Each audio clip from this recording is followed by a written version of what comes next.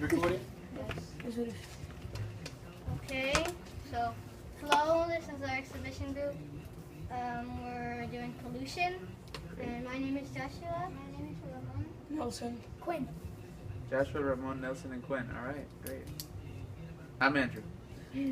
Okay, our central idea is some inventions cause pollution, impact people and the environment.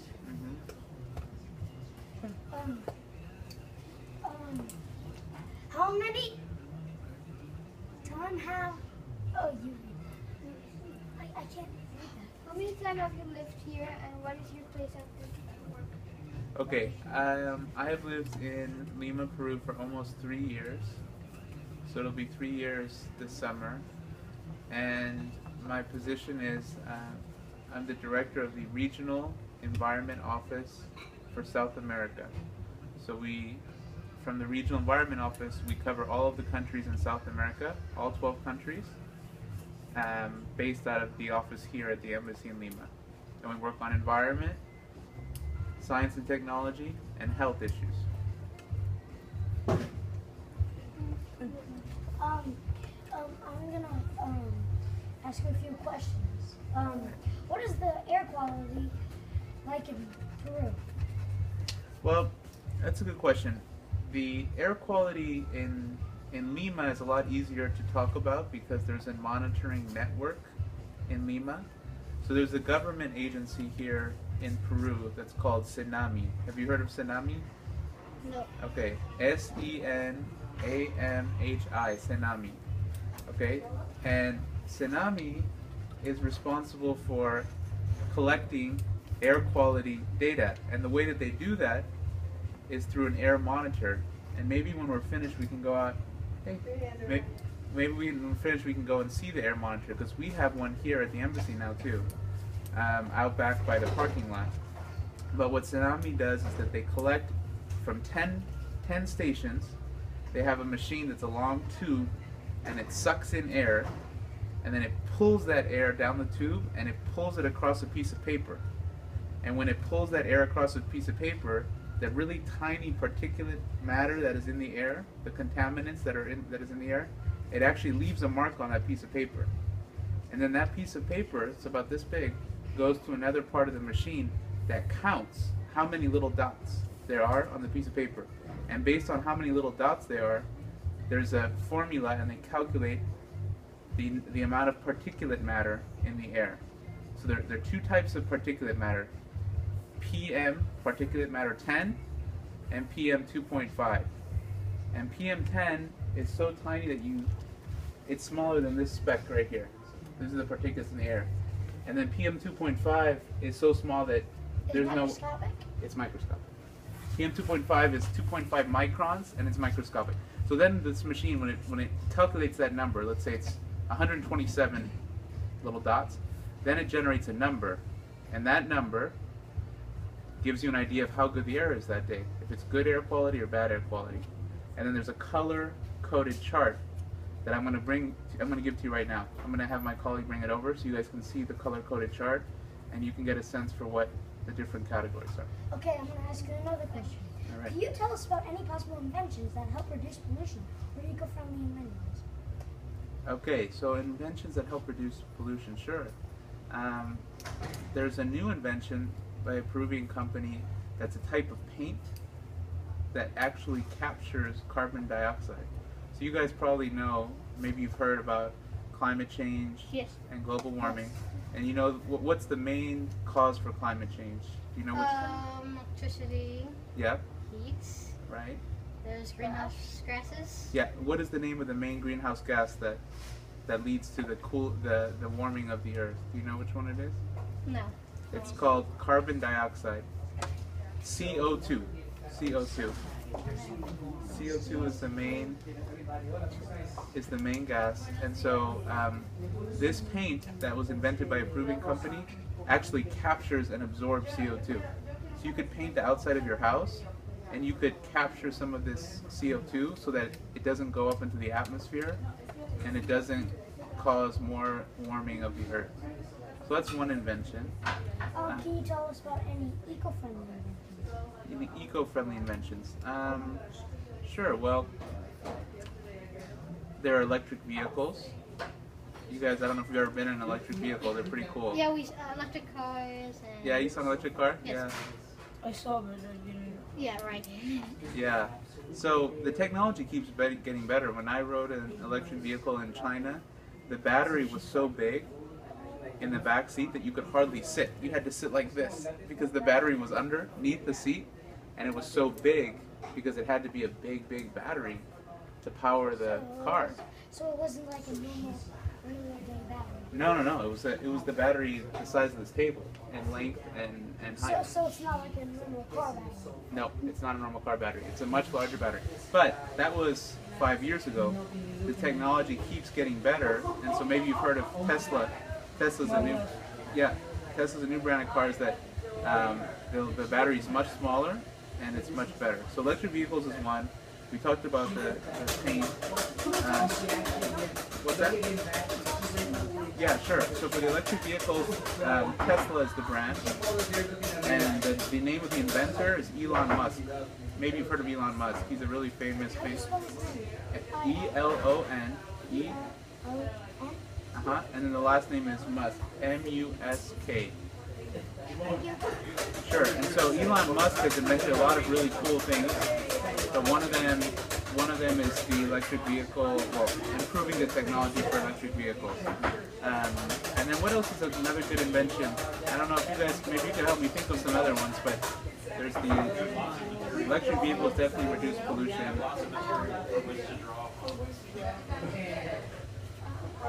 Think of eco-friendly ones. I can only think of one other. But okay, so he's gonna ask us some more questions. Okay, thank you, Quinn. Good questions. Can you tell us about other types of pollution in Peru, not including air pollution?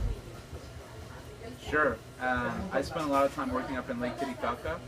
I don't know if you guys have been up to Puno yet and visited the lake, but the problem that they're facing up there is that they don't have any wastewater treatment. So what that means is all the wastewater that goes from your house, from the companies, from the industries, it's not treated at all and it goes right into the lake.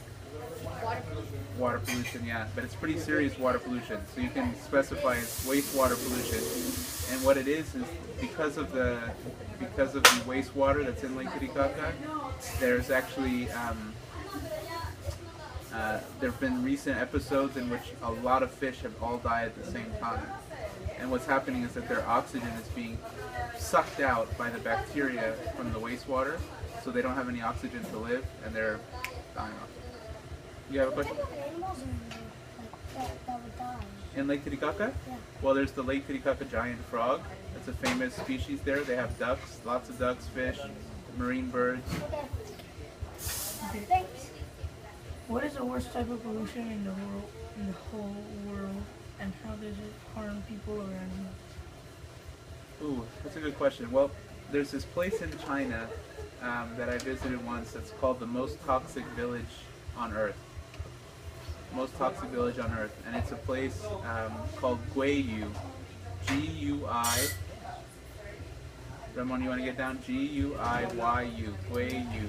G-U-I-Y-U. And the reason why this place is so toxic is because you have 60,000 people all taking apart electronic waste. So what is electronic waste? Electronic waste are, for example, in your house, I don't know if you have modems. Is it like a light bulb fish? Well, light bulbs, yes, but the main source of it are the computers, computer keyboards, and modems is the main thing, and then old stereos. And so what happens when you finish using it? You probably just, well, we probably just throw it away. We don't think about where it ends up. Well, what happens is there are a lot of people who collect all of that electronic waste, and they send it to places like China and India, and then you have these villages where everyone is working long hours, not to fix it, to take out little tiny pieces of precious metals that are in there, that is in this electronic waste, and reuse it. So for example, in a cell phone, if you look at a cell phone, the old cell phones, they have the chargers, right? And if you look at the base there of that charger, it's actually tiny little pieces of gold or copper that make the contact with the charger. It depends on the model of the phone. And so what they're doing is they're trying to get those tiny little pieces of metal. And if you do enough of that every day, you'll actually get enough precious metal to make some money, right? And so that's what they're doing with the electronic waste in China. But the reason why it's so toxic is because to get to that copper and gold, what they do is they dip, like for example, a computer keyboard, right? Just a normal keyboard. They'll take the whole thing and they'll dip it in acid, pure acid, which, as you know, is very dangerous, and it melts all of the plastic off right away, and then you're left with the copper. And then they have copper, and then they sell that copper. Or what they'll do is they'll just burn it. They'll just burn this waste, and then they'll, whatever they're left with, that's what they'll sell. So that village is so contaminated. When I was there, the water was green, completely green. You couldn't drink the water. The air was really bad. You had to have your own water. So, oh yeah, yeah, it was bad. You had to have your own water. So that's probably, to answer your question, I guess, toxins from plastics and electronics. Yeah. What city has the most pollution? Okay, so in South America, according to a 2014 study of the World Health Organization, according to 2014 study of the World Health Organization, Lima actually has the worst air quality in the Americas. Okay, but, and I can send it to you later if you guys want to see it, the study. But the issue with this study is that it says Lima has the worst air quality, but if you actually look at the points where they're monitoring air quality in Lima, the government here, as I mentioned, the 10 stations, right? They put those in the places where they have the worst pollution. But in cities like Buenos Aires in Argentina, they put their stations in the areas in the city where they have the best air quality, because that's where they have the money to afford them. So it's not really a fair comparison if you're only measuring the bad air quality in Lima and then saying that Lima is worse than everyone else. But that said, Lima is probably top 3 or top 5 in terms of worst air quality. Okay. And then other cities are Santiago, Chile, and Mexico City with really bad air quality. Okay.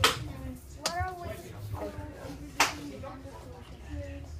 What are some ways for reducing the amount of pollution? Well, there's some simple things that can be done. One is to reduce the number of vehicles on the road, right? So that means a transportation reform or improvement, so you have public transportation and not as many people use their private vehicles. Another way to improve it is when you go to the gas station, you know you have to get the nozzle right and you fill up the gas tank. Well, when you do that, there's a little bit around that nozzle that escapes, some vapors that escape, and those are very, very damaging to the environment. So they need to make sure that those are modern and efficient, and so that the vapors are not escaping when you fill up your gas tank. That's another thing you can do to reduce air pollution. Let me think of some other things. We talked about electric vehicles. There's non-motorized transport, bicycle lanes, right, which allow more people to use bicycles, and that way you don't have as many cars on the road. And then there's also replacing the fuel. They're replacing the type of fuel. So in Lima, there's still a lot of cars that use diesel, right? And diesel's really bad. And so trying to get to a better blend of fuel so that it's not as harmful to the environment. That's another way you can do it. So lots of ways. How does pollution affect the weather here? How does pollution affect the weather? That's a good question. You know, I think that there's some evidence that the air pollution in China, for example, where it's really, really bad, is actually keeping it a little bit cooler than it would be normally. So it would heat up even more, but because you have this cover of smog, it's actually slowing down global warming. Okay, so that's at the massive scale, right, in the whole globe. But in terms of how pollution in Lima affects the weather, you know, it affects your health because you're breathing it in. But I don't know if there's a direct relationship between that and the summer cycle, you know, with the normal heat and cold cycle. Yeah.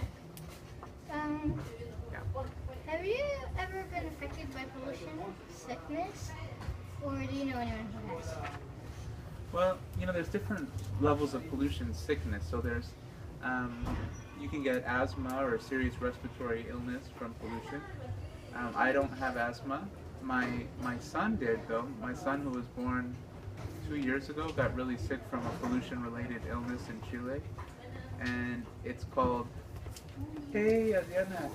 It's my colleague, Adriana. We have Good. Quinn, Ramon, Joshua, and Nelson. We have the whole team here. And yeah, Adriana's the one of our team members who works on air pollution. So she brought over some. I couldn't find the other document, but I have Perfect. this one, I have the scale, and that is the equipment to have an idea how it is. Thank you so much, Adriana. Thanks, see you guys. Have a nice day. Thanks, Adriana. So here you go. I'm going to give this to you guys. This is the scale I was talking about earlier. So here's two more. So if you look at this scale, this is the color-coded chart. And remember before I was explaining that you have a number that comes from the air monitor? Well, if that number is between 0 and 50, the air quality is good.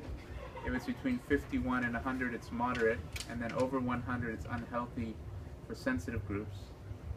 You can get all this information on this website here. And there's another website I want to give you guys too, so maybe you can check when you have some time. And it's called AirNow, AIRNOW, airnow.gov,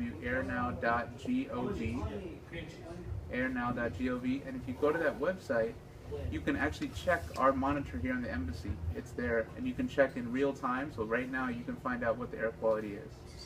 And there's a link off to the right that says U.S. missions and consulates. You click on that, and then you'll see a map of the world, and then you'll see a dot for Lima.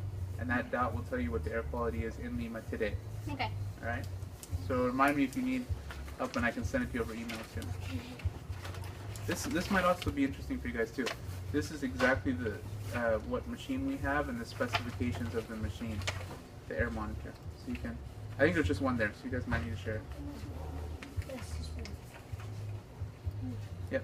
So to get back to your question, what was your last question, Jeff? It was, have you ever been affected by pollution? So my son got respiratory virus in Chile because of it was linked to pollution, because it's that time of the year when there's a lot of pollution that this virus is more active, and he was sick for about 6 days. And when I was living there in Chile too, I used to have, every day when I would come home and I try to blow my nose or something, it would just be completely black. And it was very, very gross. You'd have, you'd have little black particles all over, little soot and everything. It was really bad. This was about 15 years ago. Where was this? In Santiago, yeah. Santiago used to have really bad air quality. It's gotten a little bit better. So just to give you an idea, 290 million people in China have respiratory illnesses from air quality. So it can be very dangerous. Yeah. Okay, so we're gonna do another question. Okay. Are there any case studies that you know of where people are affected by pollution either here in Peru or in the U.S.? Case studies. Well, there are case studies here on mercury pollution. That's another type of pollution that is related to the gold mining that's happening out in Madre de Dios and in some of the what's actually happening all over Peru, but mainly in Puno and Madre de Dios. And there are cases of people who've gotten really sick from mercury. Those studies are put out by the Peruvian government. Other case studies on pollution. In the United States, there's a city called Bakersfield, California, where a lot of people have gotten sick. There's something called valley fever in the United States, where you get sick.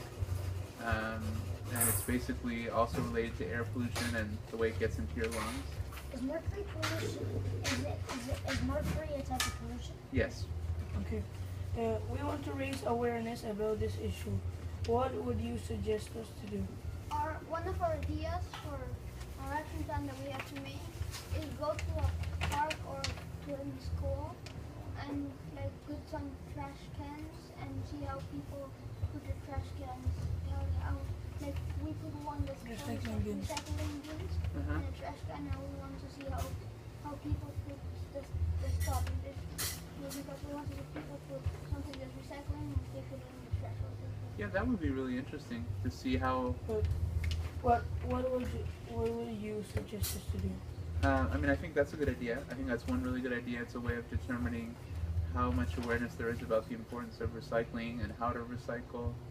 I think that you could probably go a step further too, and after you do your experiment, maybe first to get some data, then you could have something that you post there by the bins that explains why we need to recycle. You know, the amount of solid waste that goes into the ocean, for example, 8 million tons of plastic go into the oceans. You could do something to raise awareness about that. Maybe in your school you could also do something about marine waste, because I mentioned 8 million tons of plastic. Well, that plastic kills a lot of marine animals. It kills sea turtles, it kills seabirds. They've actually found seabirds after they die, and they do the autopsy, and they cut them open, and they're full of plastic, little tiny pieces of plastic from things that we use every day, like the water bottle and the water bottle tops. So that's another thing you could do. You could also, for air quality, you could post somewhere in your school the link to the website so that people can get the air quality data. You could post like something like that talks about air now. I think those are some of the ideas that you might think about for raising awareness. But I like the idea of doing the experiment with the garbage can. That's a good one. Thank you. Thank you for your time. Yeah, you guys are very welcome. Good luck. It's going to be a good exhibition. When are you guys going to present? May 11th. You want to take her, I don't think, you might want to take a picture of him because you were focusing on there. Ask him, right? Yeah, sure. Is it okay?